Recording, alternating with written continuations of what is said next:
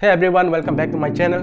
Please don't forget to click subscribe and bell icon if you want daily more and more videos. Thank you. आज का class में देखिए जो हम लोग प्रीवियस वीडियोस में आप लोगों ने देखा जो न्यूमेरिकल्स हम लोग बेसिक लेवल से थोड़ा हाई लेवल में गए थे, तो उसका नेक्स्ट जो टाइप्स ऑफ क्वेश्चन है, नेक्स्ट लेवल ऑफ क्वेश्चन है, ठीक है ना।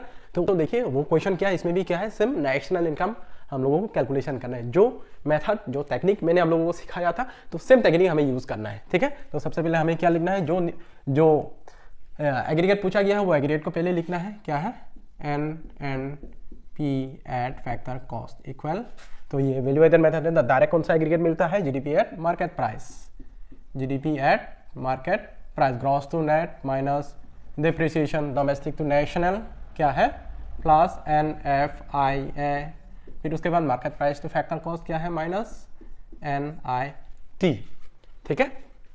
फिर ये मेन फॉर्मूला हो गया। फिर हमें नेक्स्ट हमें क्या करना है, इसका वैल्यू निकालना है, जीडीपी एट मार्केट प्राइस का वैल्यू निकालना है। तो GDP at market price equal क्या होता है, GDP at market price equal क्या होता है, value of output minus intermediate consumption होता है। ये जीडीपी एट मार्केट प्राइस का फॉर्मूला है।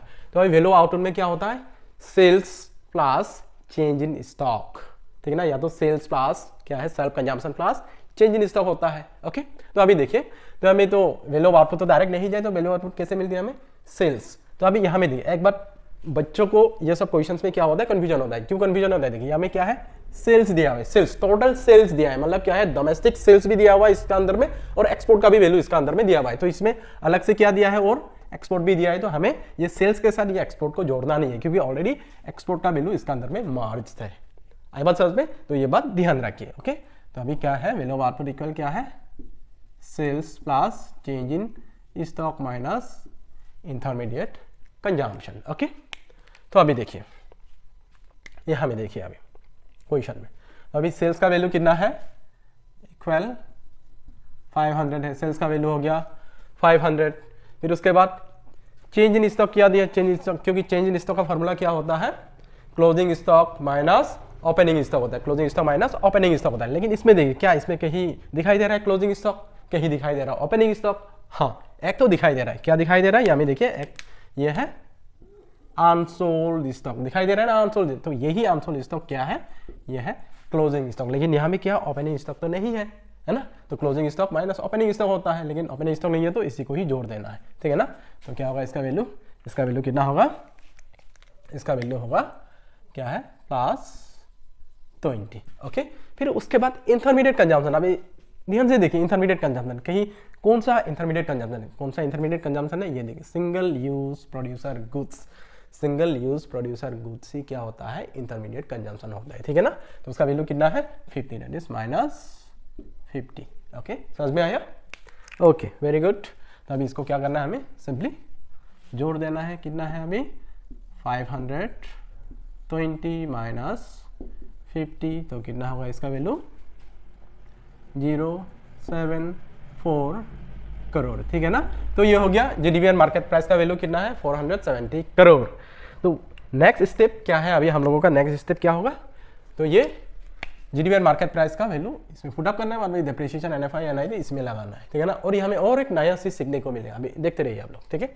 अभी देखिए N P at factor cost will be equal to GDP at market price का वैल्यू कितना है, 470 हो गया। फिर उसके बाद डेप्रिसिएशन, अभी देखिए डेप्रिसिएशन क्या है, ये है consumption of fix capital is also called as depreciation. Okay, consumption of fix capital कितना है, 50, दैट इज माइनस 50, ठीक है। फिर उसके बाद क्या है, एनएफआई, इधर देखिए अभी यहाँ में भी एक टेक्निकल चीज है, इसको ध्यान रखना होगा, ठीक है। तो यहाँ में देखिए क्या दिया हुआ है, देखिए net factor income to abroad दिया, मतलब माइनस करना होगा। ओके, तो यहाँ में नो डाउट फॉर्मूला में क्या है, प्लस है, लेकिन अगर टू एब्रॉड लगाए तो फॉर्मूला में क्या हो जाता है, माइनस हो जाता है। पहले हम लोगों को माइनस लिखना होगा, ठीक है। फिर उसके बाद उसका वैल्यू देखिए, तो क्या लिखा है, वैल्यू क्या लिखा है, -60 है। इसका मतलब क्या, इसका वैल्यू नेगेटिव में है, तो अभी फॉर्मूला से क्या आया, माइनस आया, तो उसका वैल्यू कितना है, -60। तो तुम लोग अगर आप लोग डायरेक्ट अगर यहाँ में सीधे -60 लिख दोगे तो मिस्टेक हो जाएगा। ओके, क्योंकि टू एब्रॉड है तो फॉर्मूला में क्या साइन क्या हो जाएगा, माइनस हो जाएगा, ये फॉर्मूला का साइन है और वैल्यू का साइन क्या है, माइनस है। तो क्या करना होगा, ऐसा करके लिखना होगा -60। ये बात जरूर ध्यान रखें, अगर अगर आप लोग सीधा इसका वैल्यू अगर आप लोग वहां में पुट अप कर देते -60 तो मिस्टेक हो जाएगा, ठीक है ना, जरूर ध्यान रखिए ये बात को। ओके, फिर उसके बाद एनआईटी क्या होता है, इनडायरेक्ट टैक्स माइनस सब्सिडीज। तो ये हमें क्या दिया है, देखो इनडायरेक्ट टैक्स कहीं में दिखाई दे रहा है, नहीं दिया है तो इनडायरेक्ट, क्योंकि हमें मालूम है एनआईटी इक्वल क्या होता है, इनडायरेक्ट टैक्स माइनस सब्सिडीज, लेकिन यहाँ में तो इनडायरेक्ट टैक्स है ही नहीं है, तो इनडायरेक्ट टैक्स नहीं तो क्या देना है, जीरो लगाइए, कोई टेंशन नहीं है, जीरो लगाइए। फिर माइनस सब्सिडीज, तो सब्सिडीज का वैल्यू कितना है, 30 है, दैट इज -30। ओके, समझ में आया अच्छे से, ओके वेरी गुड। अभी उसके बाद देखिए, फिर अभी ब्रैकेट खोल लेना है हमें, 470 -50, अभी देखिए माइनस माइनस क्या हो जाएगा, +60। देखिए आप लोग अगर यहाँ में डायरेक्ट वैल्यू को अगर -60 लगा देते तो मिस्टेक हो जाना था, ठीक है, ये बात को ध्यान रखिए। उसके बाद क्या है, माइनस माइनस +30, ठीक है। तो अभी क्या करना है, सेम साइन को प्लस कीजिए, यहाँ में कितना है 470 + 30 560। ओके, 560 -50 कितना हो जाता है, 510 करोड़। तो ये है हम लोगों का फाइनल आंसर। अच्छा लगा, इजी लगा क्वेश्चन, जरूर बोलिए कैसा लगा ये जो टेक्निक, जो करने का टेक्निक। ऐसे तो हम लोग यहाँ में भी डायरेक्ट ऐसा करके वैल्यू को यहाँ में डायरेक्ट पुट अप कर सकते हैं, नो डाउट, लेकिन अगर आप एक्सपर्ट है तब जाके आप कीजिए, अगर आप एक्सपर्ट नहीं है तो ऐसा करके कीजिए, पार्ट करके कीजिए, मिस्टेक होने का बिल्कुल ही चांस नहीं रहेगा। ओके, अभी देखिए ये नेक्स्ट टाइप ऑफ क्वेश्चन है, ठीक है ना। तो क्या दिया है, हमें क्या कैलकुलेशन करना है, net value added at factor cost. Net value added at factor cost मतलब क्या है, that is net domestic product at factor cost, ये कैलकुलेशन करना है, ठीक है। तो क्या क्या दिया है, आउटपुट सोल्ड पर यूनिट दिया, पर यूनिट कितना है, आउटपुट सोल्ड कितना हुआ 800, और पर यूनिट प्राइस कितना है 20 है, फिर जीएसटी दिया है, नेट चेंज इन स्टॉक दिया है, रिप्लेसमेंट कॉस्ट दिया है, नॉन फैक्टर इनपुट दिया है, ठीक है। तो अभी ऐसा टाइप ऑफ क्वेश्चन को कैसे सॉल्व किया जाए बहुत ही इजी तरीके से, तो देखिए अभी, तो जैसे जो सेम टेक्निक, क्वेश्चन चाहे एग्रीगेट कैलकुलेशन वाला क्वेश्चन चाहे जैसा भी क्यों ना हो, टेक्निक वन एंड ओनली वही टेक्निक जो मैंने बोला, ठीक है। अभी देखिए क्या लिखना है, अभी कौन सा एग्रीगेट कैलकुलेशन करने दिया है, NDP at factor cost calculation करने दिया है, NDP at factor cost calculation करने दिया है, ठीक है। तो अभी आप लोगों को मालूम है, क्या मालूम है कि ये वैल्यू एडेड मेथड है, तो वैल्यू एडेड मेथड है तो डायरेक्ट एग्रीगेट कौन सा मिलता है, जीडीपी एट मार्केट प्राइस। क्या मिलेगा, जीडीपी एट मार्केट प्राइस। तो अभी फॉर्मूला को क्रिएट कीजिए जो कन्वर्जन रूल का है, बहुत ही इजी है। तो क्रॉस से नेट जाना है माइनस डिप्रिसिएशन, ठीक है। डोमेस्टिक से में कोई इशू नहीं है, तो ये क्या है, मार्केट प्राइस है, ये क्या है, factor cost. Market price to factor cost क्या करना होगा, माइनस NIT। तो ये मेन फॉर्मूला सबसे इंपॉर्टेंट है, इसको पहले आप लोग क्रिएट कर लीजिएगा, ठीक है। फिर उसके बाद अभी देखिए, अभी हमें क्या कैलकुलेशन करना है, नेक्स्ट स्टेप क्या करना है, जीडीपी एट मार्केट प्राइस निकाल लेना है अभी। तो अभी GDP at market price equal क्या होता है, GDP at market price equal क्या होता है, value of output minus intermediate consumption होता है, ठीक है।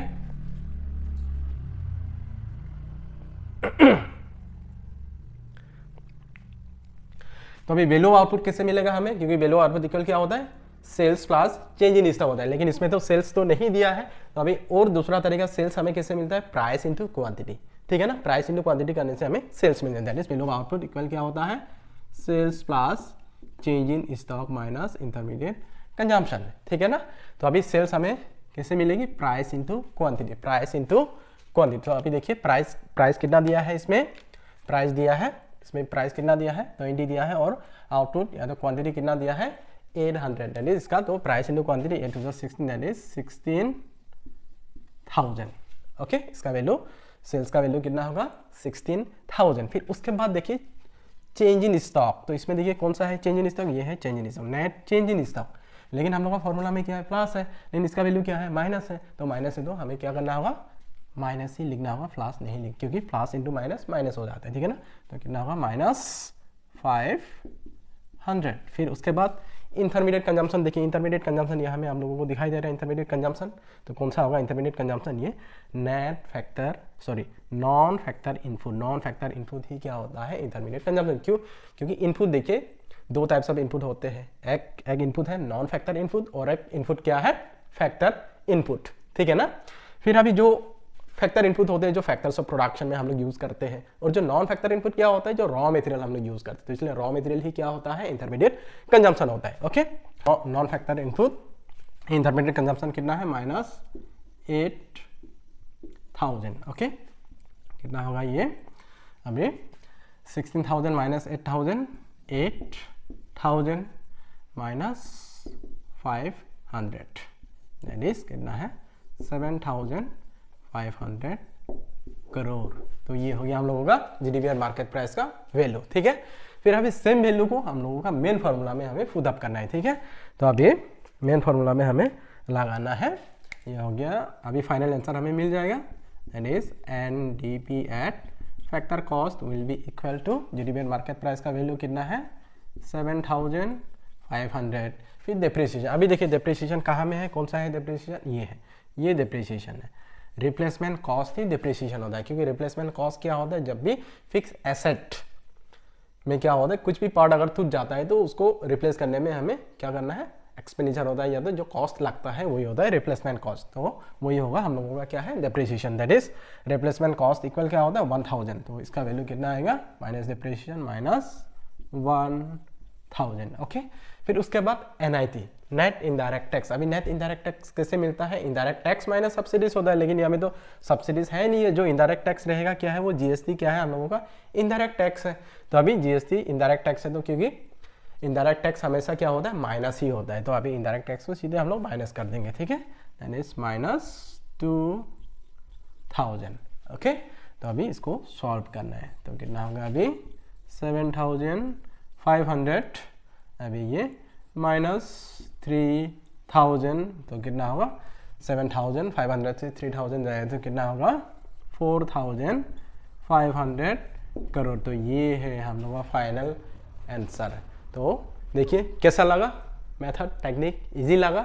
ओके, तो और एक बार ध्यान रखिए, ये सब क्वेश्चन आप लोगों को कहीं में भी दुनिया में किसी भी कोना में ये सब क्वेश्चन आप लोगों को नहीं मिलेगा, लेकिन मैं एक बात का गारंटी देता हूँ कि अगर ये सब क्वेश्चन आपने अच्छी तरीके से सीख लिया, ओके, ध्यान से देखा, ये मेथड अगर आपने सीखा, तो CBSE का जिससे भी टाइप्स ऑफ क्वेश्चन, किसी भी इकोनॉमिक्स बुक्स के न्यूमेरिकल क्वेश्चन आपके सामने में होगा तो आप यूं ही सॉल्व कर सकते हैं, ये मेरा गारंटी है। ओके, अभी नेक्स्ट टाइप ऑफ क्वेश्चन देखिए, ये अलग टाइप ऑफ क्वेश्चन है नो डाउट, लेकिन करने का टेक्निक सेम टू सेम है, बिल्कुल अलग नहीं है। जो करने का टेक्निक है बिल्कुल सेम टू सेम है। ठीक है, तो अभी देखिए तो क्या कैलकुलेशन करने दिया है, net value eight factor cost, that is NDP at factor cost. क्या कैलकुलेशन करने दिया, NDP एट फैक्टर कॉस्ट। ठीक है, तो अभी ये कौन सा मेथड है, वैल्यू एडेड मेथड है। तो डायरेक्ट एग्रीगेट कौन सा मिलता है, GDP एट मार्केट प्राइस। क्या मिलता है, GDP at market price. Okay, तो अभी gross to net minus depreciation, domestic same है, market price to factor cost minus NIT। Okay, तो ये हो गया मेन फॉर्मूला। तो अभी नेक्स्ट स्टेप हमें क्या करना है, ये GDP एट मार्केट प्राइस का वैल्यू निकालना है। तो अभी GDP at market price will be equal to क्या होता है, value of output minus intermediate consumption. तो वैल्यू ऑफ आउटपुट इक्वल क्या होता है, इसमें sales plus change in stock minus intermediate consumption. Okay, तो इधर देखिए, तो अभी सेल्स का वैल्यू कितना है, इधर दिया हुआ है, कितना है 100, सेल्स का वैल्यू हो गया 100। फिर चेंज इन स्टॉक, इधर देखिए, यहाँ में ध्यान दीजिए, चेंज इन स्टॉक क्या है, क्या दिया है, डिक्रीज इन स्टॉक, मतलब स्टॉक कम हो गया। तो डिक्रीज बोल दिया तो फॉर्मूला में क्या आएगा हम लोगों का, फॉर्मूला में क्या आएगा, यहाँ में तो नॉर्मली अगर इंक्रीज इन स्टॉक होता तो फॉर्मूला में क्या होना था, यहाँ में प्लस होना था, लेकिन इसमें क्या दिया है, डिक्रीज इन स्टॉक दिया, इसमें क्या दिया, डिक्रीज इन स्टॉक दिया है, तो हम लोग का फॉर्मूला का साइन क्या हो जाएगा, माइनस हो जाएगा। ये बात ध्यान रखिए, ठीक है ना, ये एक हो गया। फिर उसके बाद देखिए फॉर्मूला में माइनस हो जाएगा, तो अभी डिक्रीज इन स्टॉक का वैल्यू कितना है, -10 है, तो ये वैल्यू जाएगा क्या होगा, अभी यहाँ में क्या लिखना होगा, -10। ये बात जरूर ध्यान रखिए, ठीक है। जैसे ही डिक्रीज इन स्टॉक आया तो हमें क्या लिखना होगा, माइनस लिखना होगा, तो उसका वैल्यू हमें खुद अप करना है -10, ठीक है। फिर हो गया, फिर उसके बाद इंटरमीडिएट कंजम्पशन। तो अभी इंटरमीडिएट कंजम्पशन कौन सा होगा, तो इधर देखिए ये है इंटरमीडिएट कंजम्पशन, क्या दिखाई दे रहा है, non durable producer goods. Durable producer goods intermediate consumption नहीं होता है, कौन सा होता है, non durable, that is raw material he non durable होता है, ठीक है। तो नॉन ड्यूरेबल प्रोड्यूसर गुड्स का वैल्यू कितना है, 30, दैट इज हमें कितना होगा, 30 होगा, ठीक है।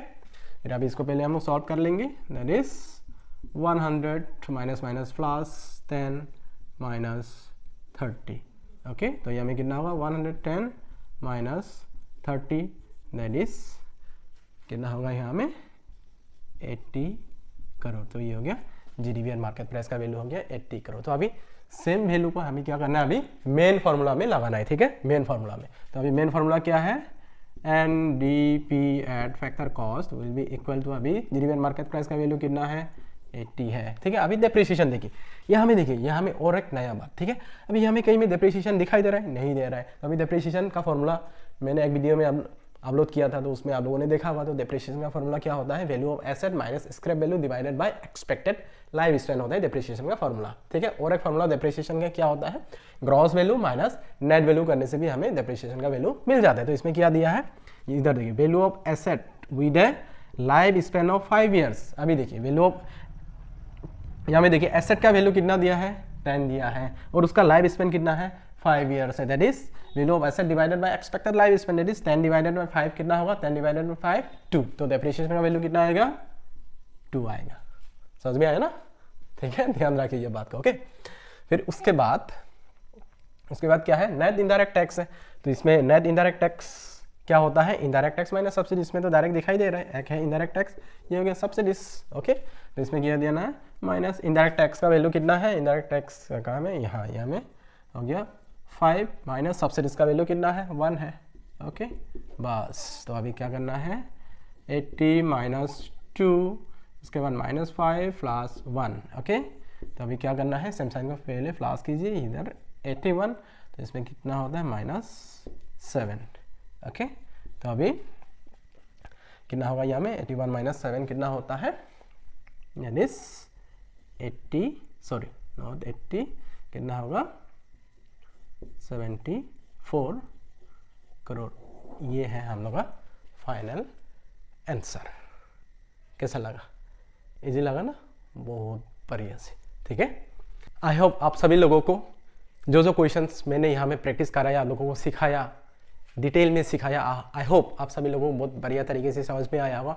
बस एक ही चीज़ ध्यान रखना है, अगर ये क्वेश्चन सब आप लोगों ने अगर ध्यान से देखा, ध्यान से समझने के लिए ट्राई किया, तो ये मेरा गारंटी है कि आप लोग नेशनल इनकम का कोई भी क्वेश्चन आप लोग बहुत ही इजी तरीके से आप लोग सॉल्व कर पाएंगे। जो बच्चों का अभी तक ये वीडियो देखने से पहले तक प्रॉब्लम हो रहा था न्यूमेरिकल क्वेश्चन को ले, स्पेशली ये जो वैल्यू एडिशन मेथड का, ठीक है ना। तो ये वीडियो देखने के बाद आप उसके बाद आपके पास जो भी हेल्पिंग बुक्स है, गाइड बुक्स है, जो प्रीवियस ईयर का CBSE क्वेश्चन है, तो वो सब क्वेश्चन आप जाके सॉल्व करके देखिए, आपको ईजिली मिल जाएगा। देखिए मेन बात क्या है, ये जो क्या है, आज के वीडियो में हम लोगों ने एग्रीगेट कैलकुलेशन करने वाला क्वेश्चन को हम लोगों ने सॉल्व किया। तो अभी हम लोग नेक्स्ट जो भी वीडियो आएगा तो उसमें हम लोग आइटम कैसे कैलकुलेशन किया जाता है वो हम लोग सीखेंगे, ठीक है। तो अभी उसके लिए क्या, एग्रीगेट कैलकुलेशन करने वाला क्वेश्चन में क्या होता है, यहाँ में देखिए टोटल कितने एग्रीगेट्स हैं, टोटल 8 एग्रीगेट्स हैं, ओके। तो ये 8 एग्रीगेट्स में से कोई भी एग्रीगेट क्वेश्चन में हो सकता है, calculate GDP and market price, calculate NDP and market price, कोई भी क्वेश्चन को पूछा जा सकता है ये टाइप ऑफ क्वेश्चन में, calculate aggregate type of question में, ठीक है ना। तो बस ध्यान रखना है कि जो टेक्निक मैंने सीखा है, जो क्वेश्चन में एग्रीगेट पूछा गया है वो एग्रीगेट को पहले लिखिए, ठीक है। फिर लिखने के बाद उसके बाद इक्वल के बाद क्या देना है, जो आइटम्स है, जो भी मेथड का आइटम्स है, तो वो आप लोगों को याद रखना है कि वो मेथड में, या तो ये देखिए जैसे कि वैल्यू एडिशन मेथड में डायरेक्ट एग्रीगेट कौन सा मिलता है, जीडीपी एंड मार्केट प्राइस मिलता है। तो जीडीपी एंड मार्केट प्राइस लिखिए, फिर उसके बाद क्या करना है आप लोगों को, कन्वर्जन रूल का हेल्प से फॉर्मूला को बढ़िया से क्रिएट करके रखना है, ठीक है ना। फिर उसके बाद फिर यहाँ में कोई भी एग्रीगेट पूछने से भी एक बार ध्यान रखना है, ये जो एनडीपी फैक्टर कॉस्ट, इसको क्या बोला जाता है, डोमेस्टिक इनकम बोला जाता है, ओके। फिर ये जो एनएनपी फैक्टर कॉस्ट, इसको क्या बोला जाता है, नेशनल इनकम बोला, ये बात हमेशा ध्यान रखना, ओके। आई होप आप सभी लोगों को वीडियो अच्छा लगा होगा। अगर वीडियो अच्छा लगा है तो प्लीज चैनल को सब्सक्राइब कीजिए, बेल आइकन को दबाइए, ताकि आप लोगों को जब भी नया वीडियोस अपलोड होता है आप लोगों को नोटिफिकेशन मिल जाए, ओके। जय हिंद, जय भारत, जय इकोनॉमिक्स।